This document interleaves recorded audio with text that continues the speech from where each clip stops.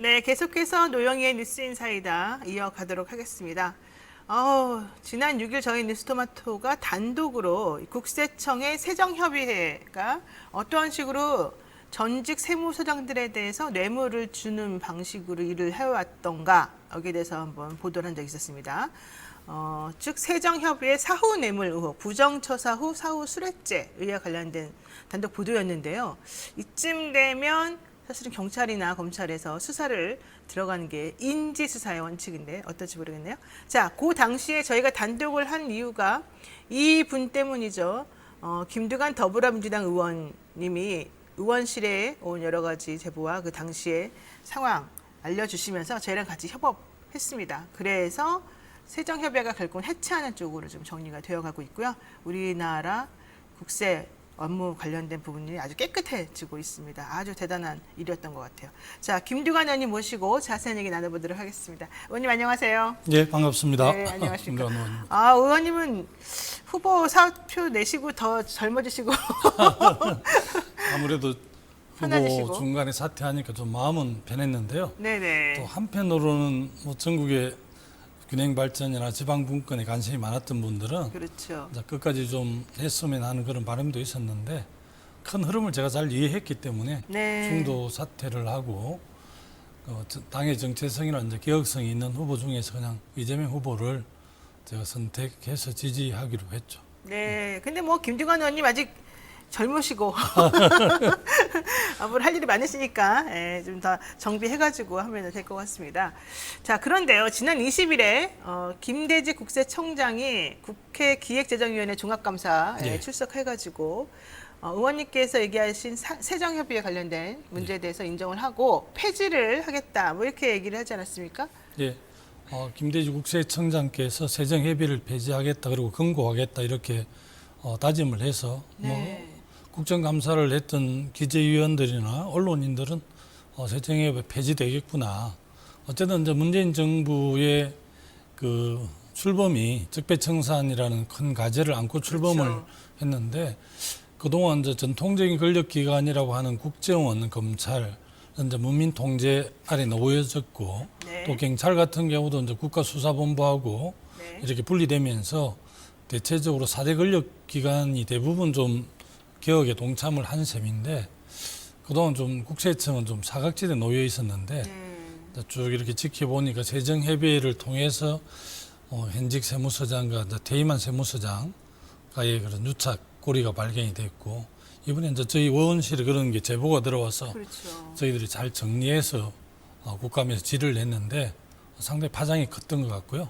특히 뉴스토마토에서 좀 집중적으로 네. 좀 잘 보도를 해주셔서 어쨌든 지금 국세청이 개혁되는데 좀 단초를 여는 계기가 그럼요. 됐지 않나 싶습니다. 사실 국세청은 아무도 못 건드리잖아요. 나중에 어떻게 될지 모르니까. 예. 그런데 김두관 의원실에서 너무 적극적으로 비서진들이 그냥 같이 하고. 근데 우리 보좌 비서진들이 네. 아주 고생을 많이 했습니다. 그러니까 의원님께서 막 이렇게 딱 중심을 잡고 이걸 해주시니까 이게 해결이 된 것 같아요. 지금 우리 프로 보시는 분들께서요 막 응원하십니다. 김웅기님, 김두관 의원님 반가워요. 호합받은 김두관 하트 막 뿅뿅 그리고 에디슨님도 그러셨고 자 이수정님 반갑습니다. 비서진들 짱입니다. 짱구바통님, 기호님, 기호남님은 김 의원님 멋지세요. 뭐 김두관님 최고예요. 조주연석화님은 김두관 후보님 사랑합니다.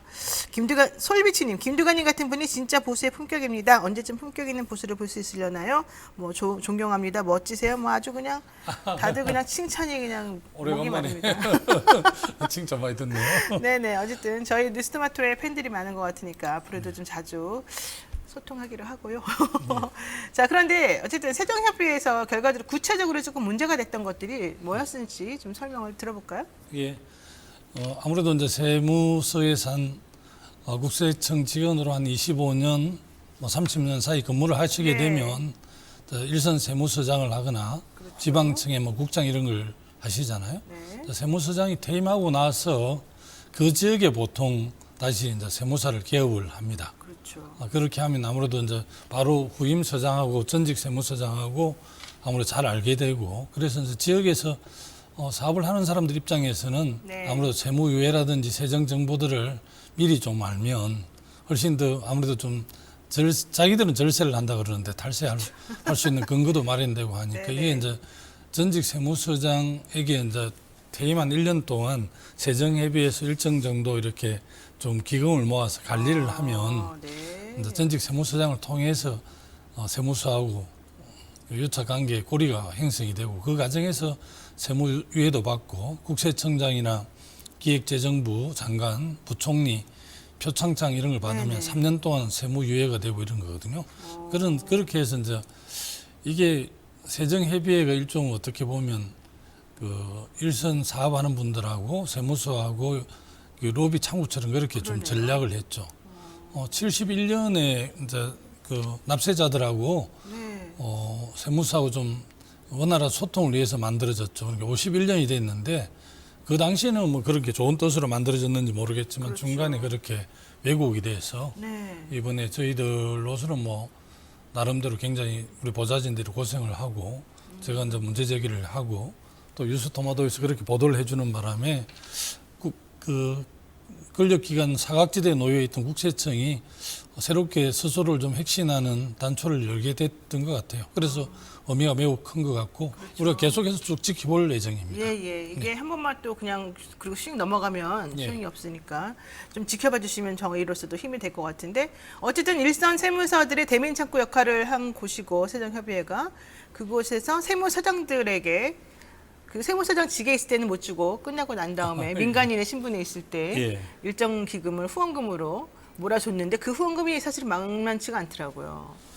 4억 정도? 뭐 적게는 뭐 1억 이하겠지만 또 저희들이 추정해보면 많게는 한 4억 정도 되는 것 같아요. 1년에 4억씩이나 그 사람들 주는 거예요. 근데 계속하는 건 아니고 1년에 그나마. 한 번 정도. 서로가 딱 약속이 돼 있는 거군요. 네, 그렇게 돼 이렇게 있다. 잘 봐주니까 우리 회원들 잘 봐줬으니까 넌 1년에 4억은 딱 받아라. 야 진짜 정말 이런 수가 있습니까? 우리 1,000만 원 벌기, 500만 원 벌기도 진짜 어려운 상황인데. 우리 이제 기업들이 대기업도 있지만 중견기업, 중소기업들. 뭐 또 강소기업 이런 쪽도 해도 워낙 매출이 크고 최근에 우리가 이제 그 선진국으로 규정이 됐고 네네. 특히 이제 우리가 GDP가 이태리를 제치고 세계 8위 정도 됐기 때문에 네. 한국의 이제 전체 뭐 GDP도 크지만 그에 따른 세수도 엄청나게 늘어나지 않습니까? 네, 그래서 그렇죠. 어떻게 보면 뭐 다른 좀 선진국이 아닌 나라에서는 정보기관인 국정원이나 경찰, 검찰 이런 쪽이 최고 권력기관이라 하지만 제가 국회 기획재정위원회 활동하면서 쭉 지켜보면 정말 최대 권력기관이 국세청이 아닌가 이런 생각이 들 정도예요. 네네. 참, 네, 한마디로 썩었다.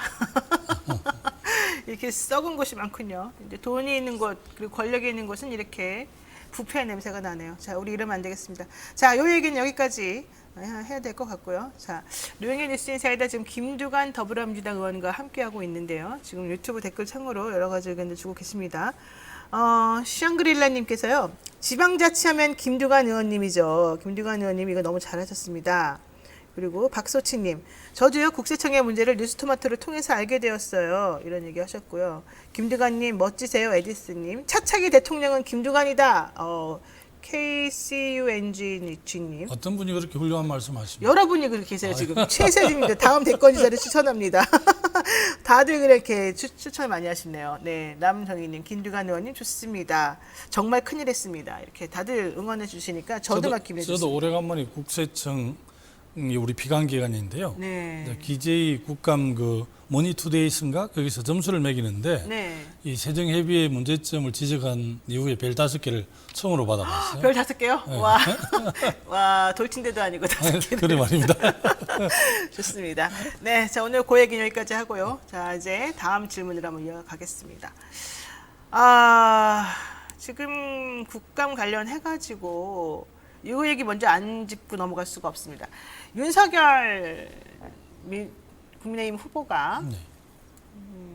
요즘에 이제 주말 동안 계속 논란됐던 게 이제 사과 논란입니다. 예를 네. 들어서 전두환 씨를 옹호하는 발언을 했다. 거기까지도 우리가 그냥 넘어가려고 했는데 그거에 대해서 사과라 그러니까 처음에 사과 안 하고 버티고 그냥 뭘 잘못했느냐, 학살한 거 빼놓고 다 잘하지 않느냐 이런 식으로 말했다가 물매를 맞으니까 유감 표명했다가 그게 무슨 유감 표명이 사과냐 이러니까 또 송구하다 뭐 이런 말 했는데 그 사이에 자기 돌잡이를 그리고 사과 잡는 거를 올리면서 우리를 되게 놀려먹더니 사실은 정말 놀려먹었다고 저는 생각하는데요. 뭐 지금도 뭐 사과를 좋아한다는 둥 그러다가 그 미안하다고 해놓고는 그 다음에 또 새벽에 와 진짜 저는 좀 깜짝 놀랐어요. 개한테 사과를 주면서 먹어라 이러니까 걔가 난 좋아하는데 뭐 저 고양이는 싫어요. 이 따위 인스타그램에 올라온 거 아닙니까? 이제 최근에 그 윤석열 후보가 여러 차례 망언 내지는 실수를 네. 했는데 단순한 실수가 아니라 우리 사회 현상을 보는 시각이라든지 네. 세계관이라 역사관이 의심스러워요. 진짜 좀 문제가 있어 보입니다. 예, 뭐 솔직히. 예. 돈 없고 가난한 사람들은 좀 불량식품도 먹어도 된다는 네네. 이야기라든지 120시간 이런 것도 그냥 뭐 우연히 실수라고 하기에는 그럼요. 이분이 일관되게 그렇게 하는 걸 봐서는 일관적이에요 정말로. 네. 정말 뭐 권력기관인 검찰에서만 오랜 생활을 해서 몸에 딱 이렇게 그 섭이 배어 있는 것 같고요. 하여튼 뭐 정말 저런 분이 제1야당의 그 1위를 달리는 후보일까 참 너무 안타깝고 국민들을 뭐 개돼지에 비유하지 않았으면 그런 조롱을 할 수 있을까. 그러니까요. 그래서 너무나 참 저도 놀랐습니다.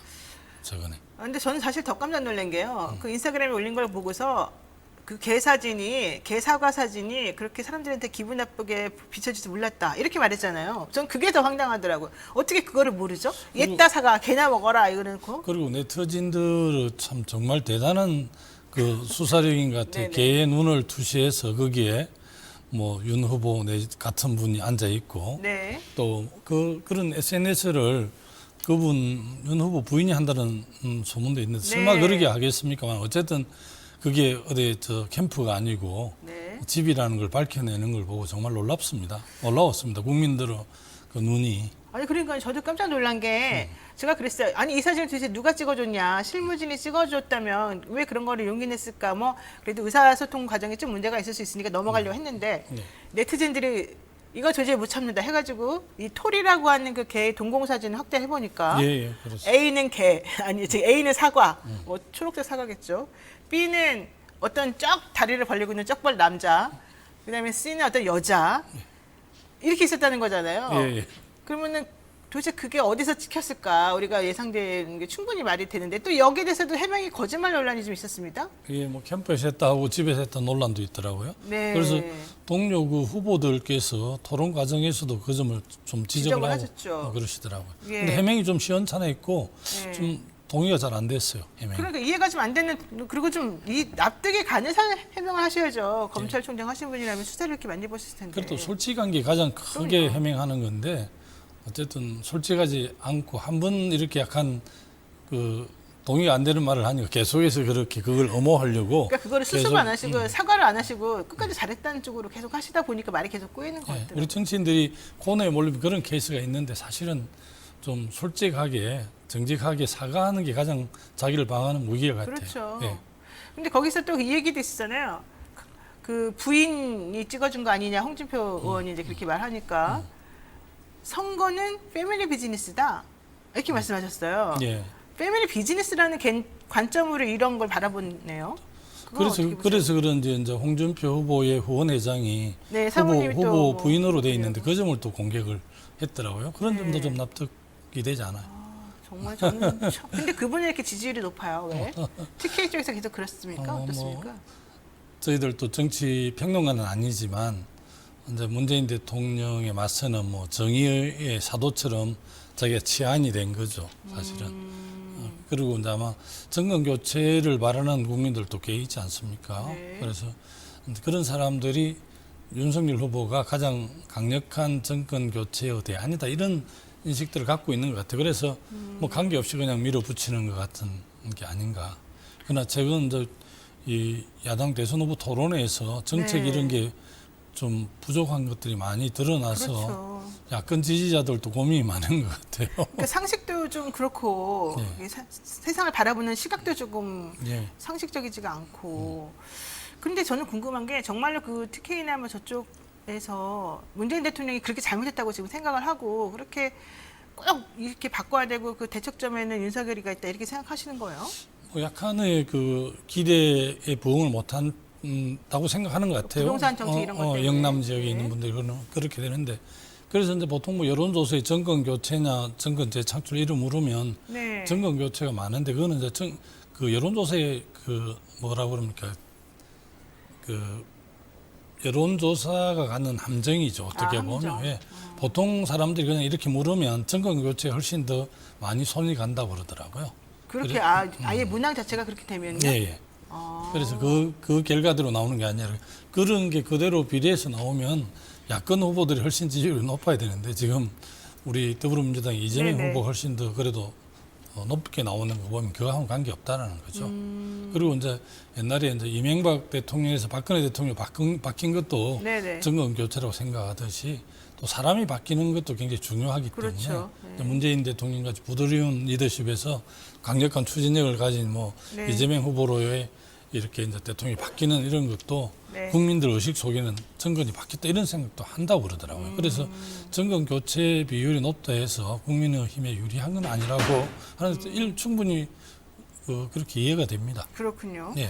자, 그런데 오늘 김종인 김종인 비대위원장 전 비대위원장하고도 만나고 뭐 그렇게 회동해서 뭔가 으쌰으쌰하는 분위기를 만든 데다가 영남 쪽에 있는 영남권에 있는 지방 예. 의원들이 또 다 이렇게 하고 뭐 그다음에 본인을 지지하는 의원들을 또 이렇게 영입을 하고 이런 활동을 많이 하던데 좀 어떻게 좀 나아지겠습니까? 그러면? 뭐 제 전임 지사였던 저 홍준표 지사가 제 전임 지사고 그렇죠. 지금 뭐 김태호 의원이 전임 지사고 지금 후보 경쟁은 홍준표 지사가 제 후임 후보가 제 후임 지사인데요. 아. 김태호 제 전임 지사가 삼선 중진이죠. 근데 윤석열 캠프로 갔잖아요. 윤석열 캠프로 갔더라고요. 아무래도 당내 당원들은 이제 윤석열 후보한테 지지가 높은 것 같고요.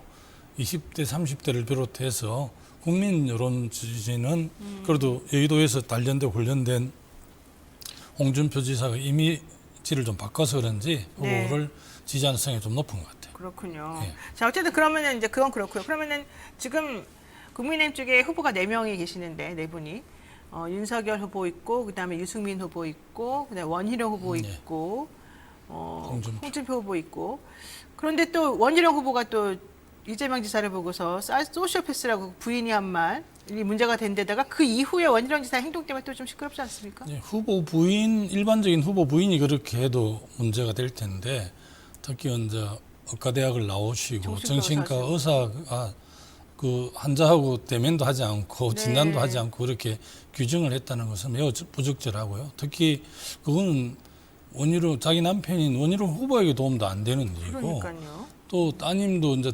제주도지사 때 뭐 이렇게 비판한 네. 상대방에 대해서 가혹하게 그것도 SNS에 무섭게 글을 말했어요. 네. 올렸어요. 그러다 보니까 이제 원희룡 그 후보가 사법연수원 시절에 이제 술 먹고 이렇게 행패 부린 것까지 다시 부각이 되고 그렇게 미아리 하는데 고개에서 노상방뇨하다가 경찰이 잡으니까 나 사법연수생인데 네가 어디서 나한테 이따위로 예. 물어봐 이러면서 화냈다는 거잖아요. 그리고 사실은 그 행근택 우리 전 이재명 캠프 대변인하고 대변인도? 예. 논쟁하는 걸 저도 이 영상으로 봤는데 예. 자기 감정을 이렇게 조절 못하는 분 약간 같아요. 분노 조절 장애 아니냐 이런 얘기도 나도 나오는데. 그 영상을 보고 너무 놀랐습니다. 원희룡 후보 저 정도밖에 안 되는 사람인가 해서 한때는 저 남원정으로 상징되는 그럼요. 지금 뭐 합리적이고. 야당의 그 소위 개혁파 상징이었잖아요. 네, 소장파 합리적. 물론 뭐 80년대 사법고시도 했지만 또 운동도 해서 학생 운동도 해서 우리가 그래도 중도 개혁 정당인 우리 민주당으로 올 줄 알았는데 그때 네.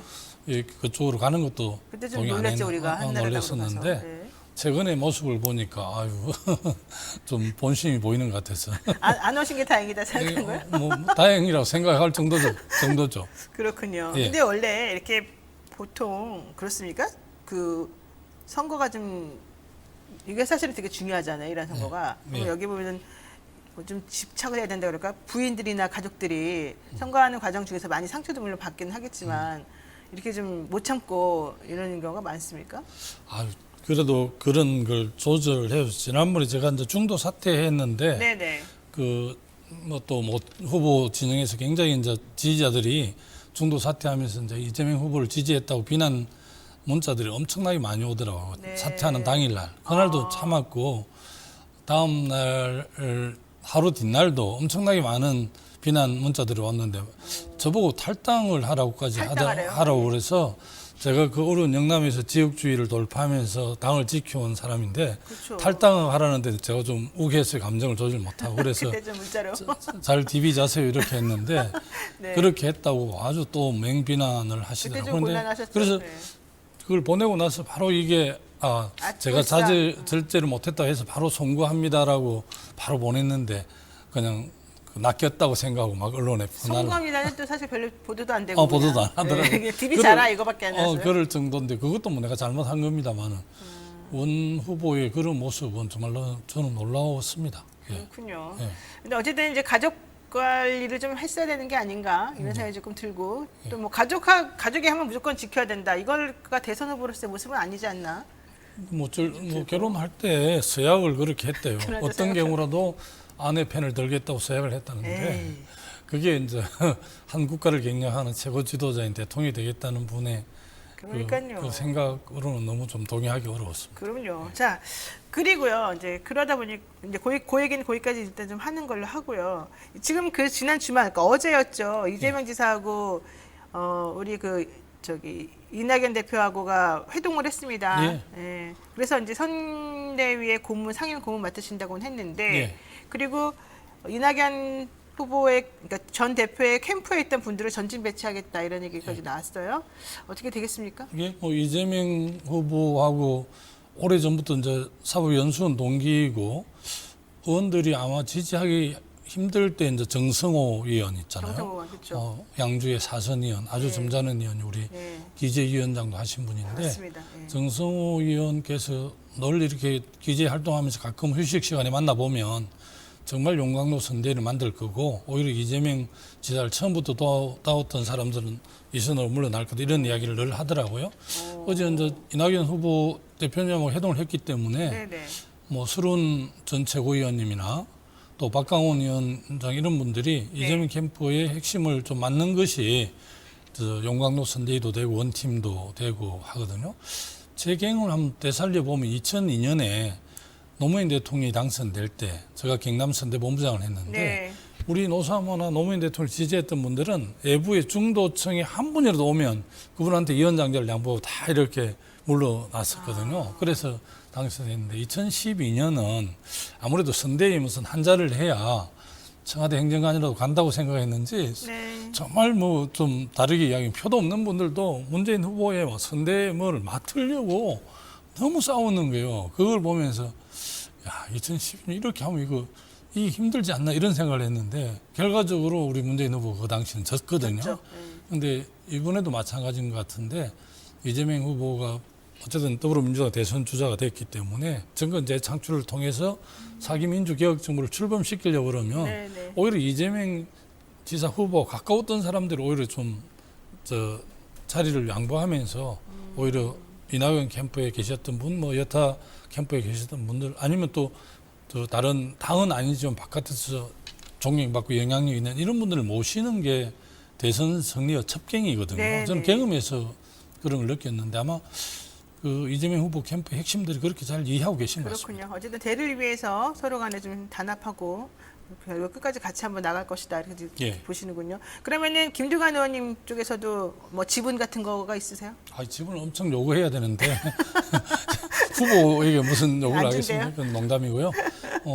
이제 뭐 지난번에 몇 번 보기도 했고 네네. 또 공동선대위원장으로 이렇게 좀 참여하라고 직접 이야기는 안 하시던데 그런 물밑에 이야기가 좀 준비 중인데 뭐 직책이 중요한 게 아니라 네. 저는 또 균형 발전의 지방분권 또 부울갱이 소리가 또 득표를 많이 해야 그렇죠. 승리할 수 있기 때문에 그렇죠. 역할이 더 중요하시죠. 그런 점에서 역할을 뭐 백의종군이라도 할 계획입니다.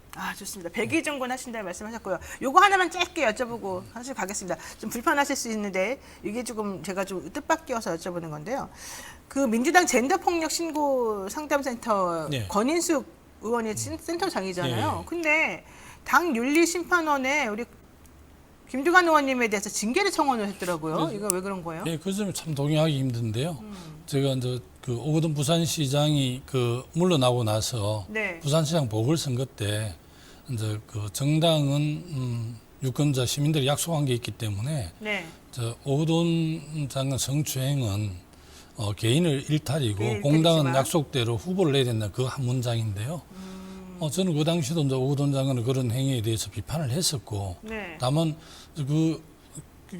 개인의 성추행이 개인의 일탈이다라는 게 2차 가해라는 겁니다. 그런데 그 젠더 폭력 그 상담소 거기서 고발을 하니까 마침 오거돈 그 성추행 후 2차 가해자의 주범처럼 제가 언론에 막 보도가 됐어요. 근데 제가 뭐 당원들한테 많은 사람 물어봤지만 이제 좀 오해인지를 모르겠지만 극렬 페미들이 이제 페미니스트들이 아마 여성단체 요구를 하고 여성단체들의 요구를 우리 당의 젠더위원회에서 그대로 좀 고민 없이 받아들인 게 아닌가. 어쨌든 저를 희생양으로 삼으려고 하는 거에 대해 동의를 못했고 그래서 네네. 사실은 그 권한 남용으로 오히려 권인숙 의원을 저희들도 당윤리위원회 심판에 청원했습니다. 그러니까 오거돈 전 시장 사퇴를 이제 보궐선거할 때 민주당 후보 내야 된다고 주장을 하시면서 의원님께서 성범죄는 어쨌든 개인의 일탈이지만은 선거 공약은 정당의 약속이니까 약속을 지켜서 우리가 후보를 내야 되는 게 맞지 않냐. 이 말을 한마디 했더니 그리고 먼저 우리 당 대변인도 그런 입장으로 그게 2차 가해라고 방송에서 나가 이야기를 했고 그러면 우리 당에서 지금 김영춘 후보를 냈지 않습니까? 네네. 그런 건 3차 가해가 되는 건지 잘 모르겠는데 네네. 저는 잘 동의가 안 되고 나는 뭐 늘 여성들 존중해 왔고 그렇죠. 그렇게 해서 한 번도 그런 생각을 안 해본 사람이라 네, 농담도 안 맞습니다. 하는 사람인데 네, 농담도 안 하시죠 사실. 그렇게 해서 잘 쳐다도 안 보세요 여자분은. 여기 지금 얘기 나옵니다. 김두관 의원님 멋지십니다. 그게 무슨 2차 가해입니까? 문제가 많습니다. 젠더들. 또 보고 어이가 없었습니다. 뭐 이런 얘기도 나오고요. 페미들은 뭐 좀 그렇습니다. 뭐 이런 얘기도 많이 나오고요. 뚝심 남자답다 뭐 이런 얘기도 하고요. 항상 응원드립니다. 듬직하고 믿음이 갑니다. 뭐 이런 얘기도 나오고요. 윤리위원회 잘 판단해 주셨으면 좋겠습니다. 네, 어쨌든 뭐 이제 그 결과는 나중에 나와봐야 알겠지만 여러 가지로 안팎으로 많이 힘든 상황이 있으시군요. 네, 오늘 말씀 여기까지 나눠야 될 것 같고요. 어쨌든 지금까지 우리 그 김두관 더불어민주당 의원님 나와주셔가지고 저희 너무너무 감사드리고 앞으로 좀 자주 뵀으면 좋겠습니다. 고맙습니다. 예, 고맙습니다. 예.